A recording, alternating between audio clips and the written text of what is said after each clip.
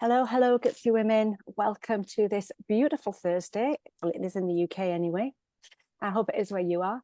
And today I have got the very lovely Sarah Abraham, who is here to tell us all about her wonderful self and share a bit about her story, her life, and what she does to help people now. So, Sarah, it's lovely to have you in the group, and You.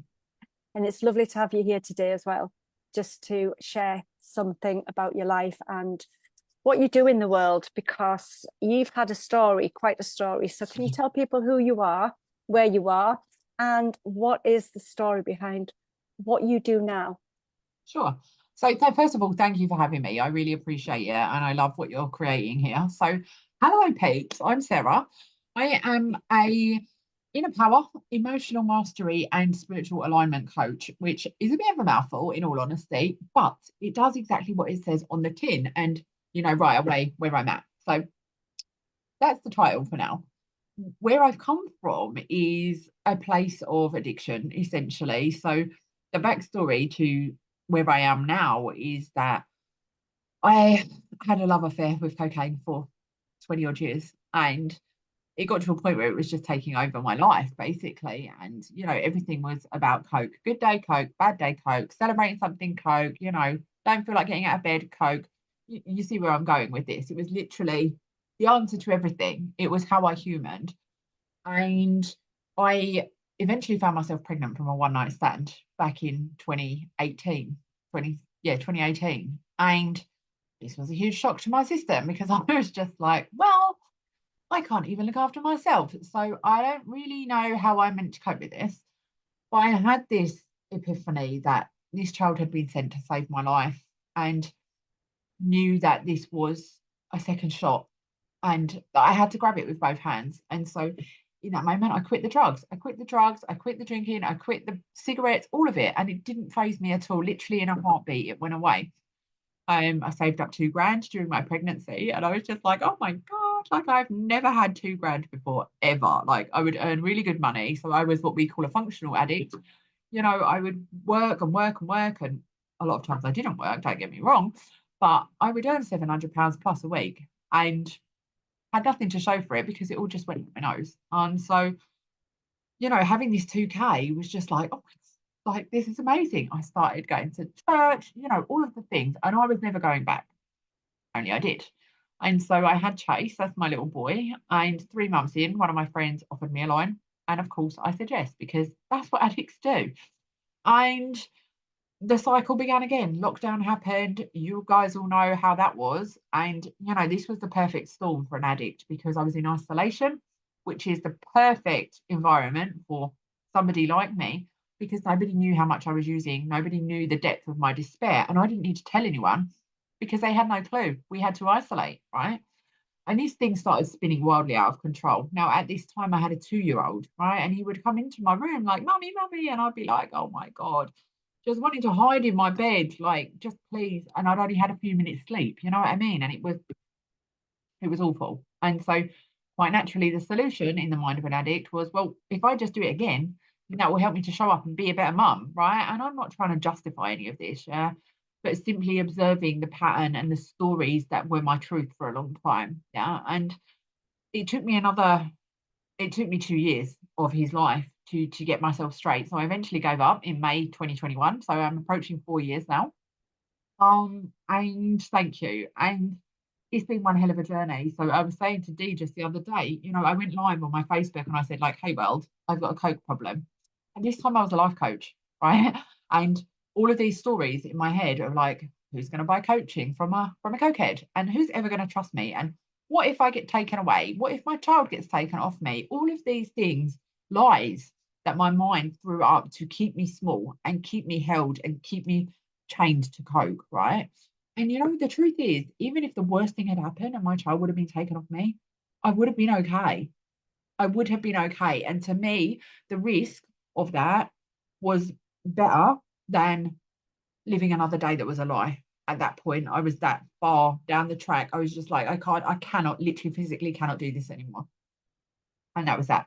So I did this live with a view to holding myself accountable. Like it was for me. I'm not trying to paint a picture here that I made some massive self-love gesture. It was for me. And 6,000 people have viewed that video to date, which is kind of embarrassing actually, because it's a very snotty, very sweary production, probably soon to be deleted by Facebook. And on the back of that, so many people were flooding into my inbox, like, how did you do it? And la la la la la. And I was just like, dear God, people think I know what I'm talking about, and I really don't. I'm like 2 minutes in recovery, and I don't know how to help you. I'm just literally figuring out how to help myself. But I felt this responsibility, and so I kept showing up and kept showing up. And my story was in the Sun. So for those of you that are not in this country, this is like a tabloid newspaper here. And it came out with this big headline, I would come home from the nursery run and do coke. And I was like, right, okay. Had to tell the nursery at the time, this is happening. And all my family were just like, what are you doing? And I was like, look, I suffered in silence for the longest time because the stories that my mind convinced me of, my addiction convinced me of these stories being truth that I couldn't tell anybody. And if I can help one person to see that actually they're safe to speak up for themselves, then I am not going to be silenced. And so I continued to share this story, eventually becoming a qualified recovery coach. So that's the first piece. Since then, I've been spinning my wheels a lot. And in the sense of just finding my footing, where is it that I fit in this kind of recovery frame? Like, who am I helping with what, etc. At the same time, I underwent a spiritual awakening, right? And awakening and awakening and awakening. And I was just mind blown, right? So I've grown up in an environment with a very Christian mum, like very Christian, and a Muslim dad. And I learned very early on it's not safe to have beliefs, right? Especially if they're different from what you're told is right and true. And so I learned to adapt to that and carried that as a truth, as a way of being for a long time. And so during my awakening, I suddenly developed these psychic skills and, well, not developed, uncovered, I should say, these psychic skills and a love of, all things kind of esoteric and metaphysical and stuff like this. And I've dived into many, many different modalities from human design to hypnotherapy to, you name it, I probably know a little bit about it, right? And it's been amazing. It's been eye-opening. And it's the thing that's kept me anchored in my recovery. This is the truth. Okay. Like spirituality underpins every single thing that I do, from my parenting to my business to how I operate in the world, right? It's literally underpinned by spiritual principles. And I'm absolutely committed to living this life in this way and being the example to others that, do you know what? No matter how bad you might think that it is, or how bad it is that you think that it's got, you can change. You can change at any given moment. Like even right now, you just make a decision. And this is the thing that people constantly say to me, like, how did you do it? I decided. And that sounds so blasé and like makes it sound easy. But that's the truth. I decided that I wasn't going to be that way anymore. I decided that there was something else for me. I decided that I was worth more. I decided to be a beacon and help other people. And that's what I've done, right? Simply because I decided to. And you can do the same, right? And so now I've moved out of the recovery space because I'm so much more than that. I do a lot of spiritual mentoring and guidance inside of my coaching. It always ends up going that way. So I've got one client that's been with me for a long time now, probably about 18 months. And I coach her one-to-one. And our coaching started off as recovery coaching. And I've ended up, helping her to tap into her spirit guides and, playing with energy and energy healing and all of this stuff. And it was just like a natural flow, a natural evolving of what it was that I was doing, which brought me to the awareness of like, actually, I'm confining myself in this one space when there's much more. And so all of that is to say, I cut my own emotional development off at 17 years old or whenever it was that I discovered drugs, because I just learned to block it and blind it and numb it and run away from it. And so at 36, when I was suddenly clean and seeing the world through this lens without a chemical haze, I was just like, okay, what is this? Oh, okay, I'm angry. Right, okay, I'm angry. What do I do with that? And I'd had no clue. I did not know. And at the time, I'm helping like a 3-year-old, a 4-year-old try and navigate these big emotions. And I'm learning them as well. Like I couldn't identify an emotion, label an emotion. I didn't know what to do with it once I knew what it was. I was clueless, right? And so this journey of understanding myself is now something that is embedded so deep in me to help others with, right? So emotional intelligence is something that I am gifted with. And it's been through my own dedication to my own learning and development and growth of awareness, expansion, that I'm able to sit here and say that. being able to be in my power, to recognize that actually I don't have to do what people say that I have to do, right? Obviously within the confines of the law, but I don't have to believe that there's a God and this God only exists in church. And I don't have to, not swear just because it offends you. I don't have to any of that stuff, right? And I just think so many of us are walking around abiding by these rules that we don't even want to play by. Like, we don't even want to play that game. Like, why are we sticking to their rules? And so this is the inner power piece, right? It's about saying, hang on a minute, is this a decision I'm making because it feels good for me? Or am I just operating by this rule book that some random handed me because some random handed it to them who handed it to them? Like, and this goes back generations. Like, we get to break the cycle. We get to be the ones where the buck stops with us and we don't pass this on to future generations. So that's my inner power piece. And the spiritual alignment, as I said, it underpins everything. And so all of my teachings and my coaching, my inspiration, all of it comes from having this spiritual thread like woven through all of it. So that's who I am. That's what I do. I'm in London, in the UK. I just realised I forgot to say that. Did I answer your questions? You did. You did answer my questions. Thank you, Sarah. I feel like I And said all that in one breath. yes, and it all comes out because there's a passion behind it, and there's a learning behind it, and there's soul behind it. And so you said so much in that short time. And some of the things that I picked up on were like the it's kind of like addiction from my understanding working with people in my work as a hypnotherapist, psychotherapist, is that the addiction becomes something to hold on to when there's something not being said, not being, like you said, you didn't know, you weren't emotionally mature, you couldn't work out how to deal with certain emotions. And quite often addiction is just to kind of cover them over because we don't know how to deal with them, and we don't know where they've come from, and we struggle because we've got in your case, I would imagine you've got confusing messages from one parent's faith and another parent's faith, and it's very difficult for a child to actually decipher what all of that means. Yeah. So would you say that played a major role, or was it just part of lots of other things that were going on in your life that created this friendship, if you like, this uneasy friendship with cocaine? I just didn't know another way, Dee. And I think the same is true for every addict. Like, this is their coping mechanism. And what I've since come to realize is that it was the only thing that was constant in my life. So my dad was absent with some degree of frequency throughout my childhood, and he later died when I was 17.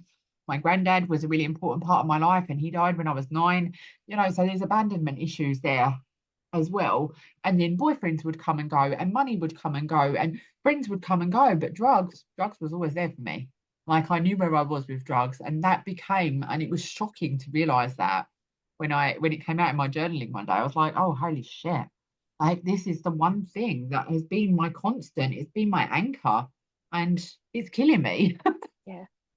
Yeah. So you have to have, there comes a point from what I heard you say that you have to find a new anchor. Exactly that. A much more positive anchor that is going to help you create the life you want rather than take away the life that you think you're getting. Exactly that. And so spirituality is that piece for me, like always staying rooted to my truth and being able to dig deep and speak my truth no matter what, and to encourage others to do the same. Like, I can't tell you how empowering it is for me as a coach, as a leader, to be able to say, people hear me speak and they go like, shit, if she can do it, I can do it. What I say lands very powerfully with the people that it's intended for.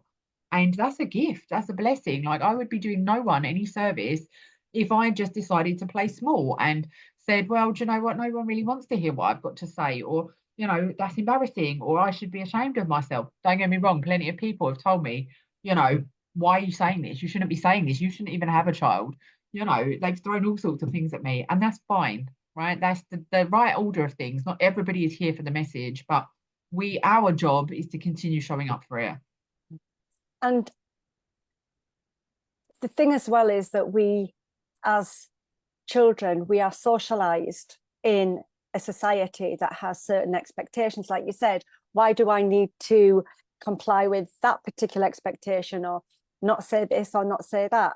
It's because of that socialization that we go through, and we build up things called belief systems around what is acceptable, what is unacceptable, what we should be doing, what we shouldn't be doing. And all of that guilt and shame comes into play to stop us from being the best version of ourselves. Yeah. Guilt and shame are just go hand in hand with addiction. It's just that vicious cycle. It's like, oh my God, what have I done?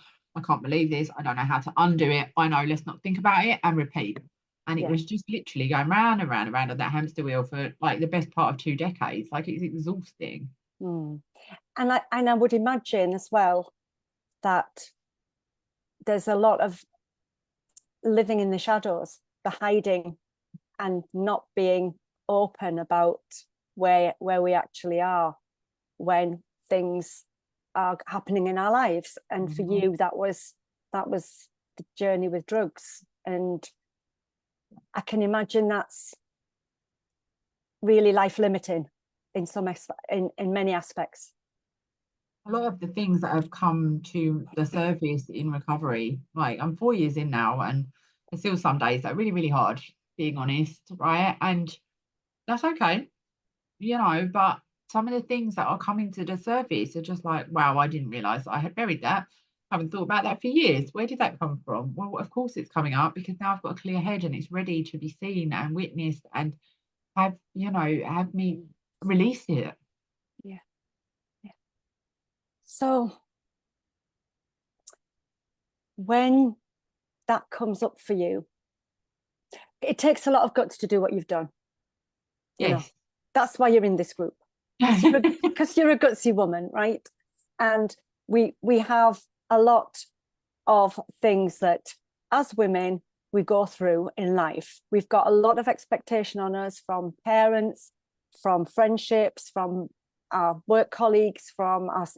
We put a lot of expectations on ourselves. I'm speaking from my own personal experience about how much I push myself, and I'm so much softer with other people, so much more kind of fluid with other people, but I really, really push myself hard.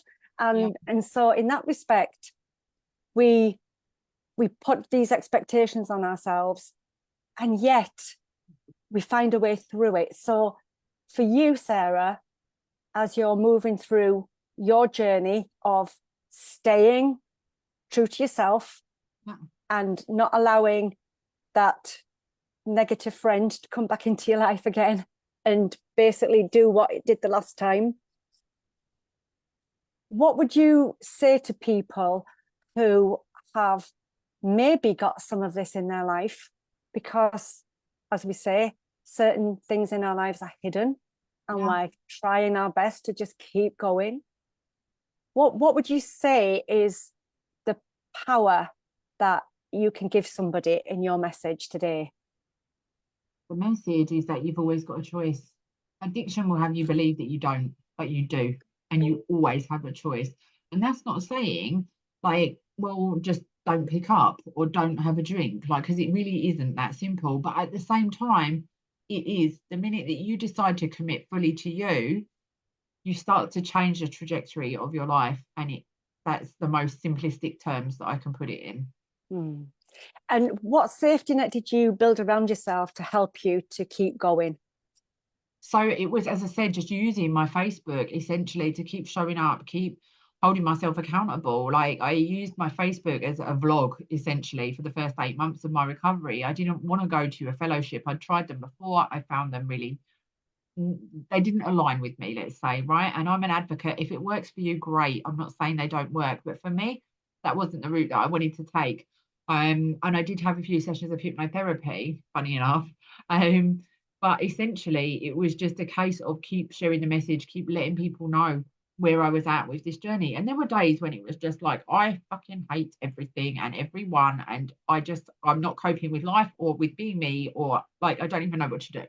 You know, there were days like that, and I would just share that, yeah, but not in the way of like, well, woe is me. Like, here's what I'm feeling. Here's how it feels to feel that way, and here's what I'm doing about it. You know, and being able to just share the messages of like, look, here's the shit and here's the sugar, right? And so we can we've always got the sugar there. It's just what are we looking at, right? And so being able to share the rough with the smooth in a way that's empowering and inspiring is part of my gift. Mm. And that's basically what I've done. I know, and I saw some of your posts way back then as well. And your vulnerability was powerful. It was Mm. really tangible to see it. And where are you at now? Look at how has life changed for you now? Life has changed dramatically. So I'm taking my son to Tenerife just in a couple of months, actually, which I wouldn't have been able to do before because my money would have been up my nose, but would have been owed to a dealer. You know, I'm getting up at like 5:30 in the morning. I'm fresh. You know, the ideas are popping off in my mind. I'm so aligned with what it is that I'm doing and who I'm serving, and you know, how the future version of me operates that she's embodied in me now, which again is such a powerful thing to be able to bring to my people in my message. To be able to model that is important to me. Like, I'm very much about lead by example, you know, rather Mhm. than do as I say, not as I do. Mm. And how has your past experience really informed you now about what you're doing now? Because without it, would you have been the person you are now to be able to offer all of this? Because that experience is a really powerful gift now, isn't it? You might not have seen it at the time, Yeah, but looking back. yeah, exactly that. And I've said this all along, you know, I had to go through those experiences in order to be the one that can get in the trenches with these people and be able to help them from a point of, I see you, I get you, I am you, right? But just a different version. I'm a little bit further along in this version of myself, right? But, you know, again, that's the recovery piece. And I've moved away from that, but that doesn't mean that I don't still help people in recovery, you know? And so being able to tie all of this into where I am now with this whole like owning your power, recognizing that there is no misstep, there's no mistake, right? You had to have that in order to get here. Otherwise, what authority would you have? You can get a qualification, sure, but so can anyone. But from a place of I get you, I see you, I know how this feels, right? It's that's so powerful for the client and for yourself or for your audience, you know, whoever it is, whatever frame you want to put that in, like being able to, and I'm so emotional as well, Dee. I'm so freaking emotional. And this is one of the things that was been constantly shut down through my childhood. You know, my dad, don't cry, don't cry, don't cry. He'd hit us if we cried. You know, my mum, even to this day, she's like, oh, you're so emotional. Like, that's a bad thing. And I'm just like, what the actual, right? Because it's suffocating. Like you're trained to have all this stuff, just keep it inside, keep it inside. And I'm like, I just can't. I can't. Like, I cry every day about something, right? And it's not like I'm a crybaby, but just this is my release, especially if I'm tired. So help me God, if I'm tired and I'm hungry, that's it. I'm crying and that's the end of it until I'm fed or asleep. Um, you know, and I'm okay with that, right? And I think so many of us don't understand our emotions or recognize them or know what to do with them when they're on top of us because we haven't been trained. We've been trained Mm. to just medicate it with whatever, um, social media or Yeah. pills or whatever it is, Yes. you know. And so that's really informed my journey here as well. Mm. And it's so true about emotions, Sarah, because I'm the same as you. I am so emotional. I can cry like that, seeing something, whether it's something beautiful, whether it's seeing something emotionally triggering to me that, you know, somebody's hurting or whatever. I cry at people being successful when they've worked really hard and they've Yeah. won that medal, they've won that cup, they've won that, you know, competition, whatever. That will really bring me to tears as well. And I'm just so happy for them. So emotion is given to us to use. Exactly. As a guide, Yeah, it's like it not tells there us. it's not there to be put in a box and shoved away. No, And no. we I feel that society needs to look at a different way of, you know, looking at emotions, because we Yeah. shouldn't be shamed for them. I think also one powerful thing that I've learned on this emotional intelligence journey is to recognize that not everybody has the awareness that we do. And I'm sure everybody in this group does because we're a certain kind of person, you know, and you forget that actually well, it's not as obvious to them. So I often have these altercations with my mum, and she literally does not get it. And that's the only reason why she gets away with saying some of the things that she says to me, even though it's absolutely inconceivable to me how she cannot get this. She literally doesn't get it. And she doesn't have that awareness, and she will never have that awareness. And so I'm like, this is kind of weird being the child, having more awareness than your own mother. But that doesn't mean anything in the big scheme of things. And so understanding that actually our lens is different from other people's allows us to be more compassionate in the way that we deal with things and to be more forgiving. And that doesn't mean we overlook, well, she said this, it's okay, she doesn't know what she's doing. It's not that. It's more about like, wow, how blessed I am that I can understand this, and it doesn't need to mean anything about me. Yes. Yeah, that's it. That's strength of character that's been built up since the recovery started. Exactly that. Yeah, I certainly exactly. didn't have the patience to even acknowledge that before. Yeah, I do now. I know. I know. And I'm sure that everybody who's watching this live or on replay will have their own story about their own recovery from something. May Yeah. not be drugs, it may be something else, it could be food, it could be, their own headspace, their own talking, they're recovering from, the way they've spoken to themselves. It could be anything at all, but there's a recovery happening and there's a growth happening in all of us, because unless we keep growing, we just stagnate and that's it. There's nothing left, nowhere to go. So, Sarah, it's been an absolute joy. And I'm so thankful that you came on and shared so vulnerably and so passionately about your story. It's so powerful to help people in the group and people that you're meeting in your work now. So I just want to thank you for that and honor you for doing what you've done today. Thank you very much. If it's all right, I would love to just invite everyone to an event that I've got going on tomorrow in my own Facebook group. Certainly, yeah. Thank Please you. It's called Revolution. Yeah. It's called Revolution, and it's going to be going on inside the Magnetic and Unapologetic Facebook group. It'll be going live at 12:30, and it will be free. Okay, it will be a paid thing after about a week or so. So please, if you want to come tomorrow. So Revolution is literally about the journey of being empowered, right? It's for the ones that have maybe been told they're too much, they're too this, they're too that, you have to this and you have to that, the ones that feel bad about saying no, right? This is really about connecting to the truth of who you are beyond the masks, beyond the expectations. It's giving you permission and power to be unapologetically yourself. And I would love to see you there. Wonderful. That was going to be my next question. Putting your links in and actually telling us what's going to be happening. So thank you for anticipating that question there. Ta-da!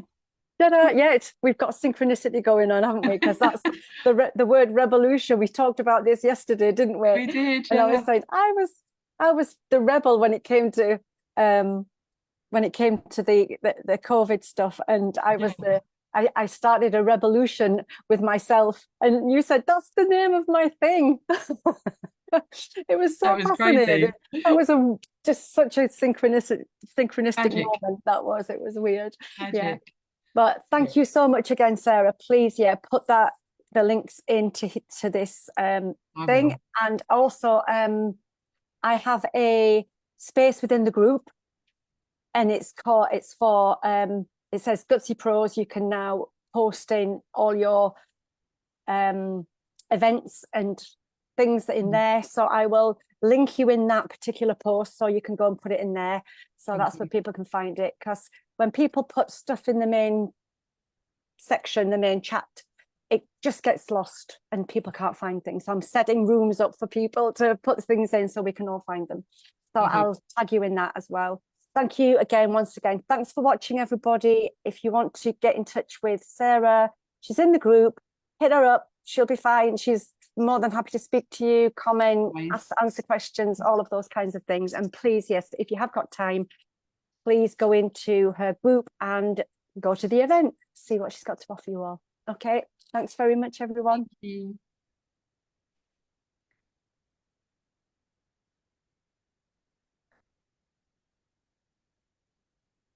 Okay, just 2 minutes, let me get this off.